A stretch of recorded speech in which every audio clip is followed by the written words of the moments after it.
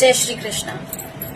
कभी कभी हमारे पास जीवन में सब कुछ होते हुए भी किसी न किसी एक चीज की कमी रहती है और जिसकी कमी हमें जीवन भर खलती है।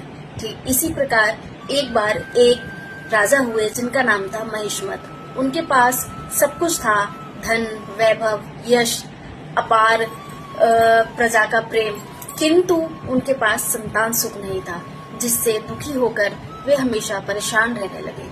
तब एक बार उन्होंने विचार किया कि वे अपना राज और पाट त्याग कर जंगल में जाकर तपस्या करेंगे। इधर राजा और रानी जंगल में जाकर तपस्या करने लगे। तब उनकी तपस्या से प्रसन्न होकर ऋषि विश्वदेव प्रकट हुए और उन्होंने राजा और रानी को कुछ वर मांगने के लिए कहा। तब राजा ने उनको प्रणाम कर उनसे विनती की कि हे गुरुदेव, हे परम ऋषि, मेरे पास सब कुछ है आपके आशीर्वाद से, किंतु सिर्फ संतान सुख की कमी है। यदि मुझे वह भी मिल जाए तो मेरा जीवन धन्य हो जाएगा। इस पर ऋषि विश्वदेव ने उनसे कहा कि हे राजन, इसके लिए तुम्हें श्रवण मास के शुक्ल पक्ष की एकादशी का व्रत करना होगा, जिसको पुत्रदा एकादशी कहते हैं। इसे स्त्री और पुरुष कोई भी रख सकता है। इस दिन व्रत आपको पूरे श्रद्धा और भाव से रखना होता है और भगवान विष्णु की आराधना करनी होती है।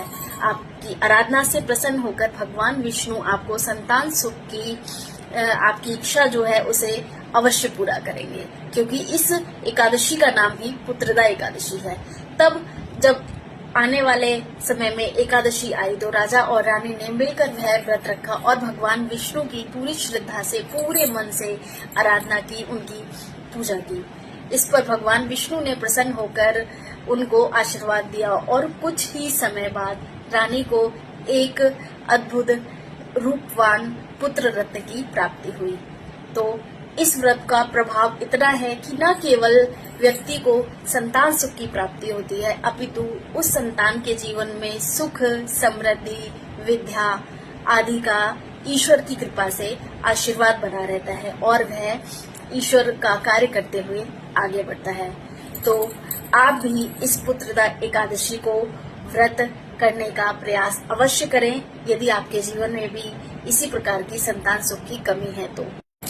क्योंकि ऐसा कहा जाता है कि श्रद्धा से किया गया एक व्रत आपके पूरे जीवन की दिशा बदल सकता है। इसी के साथ यदि आप चाहते हैं कि हम अध्यात्म के मार्ग में कुछ इस तरीके की और भी अद्भुत कहानियां और रोचक तथ्य जाने, तो इस चैनल को कृपया कर लाइक, सब्सक्राइब करें।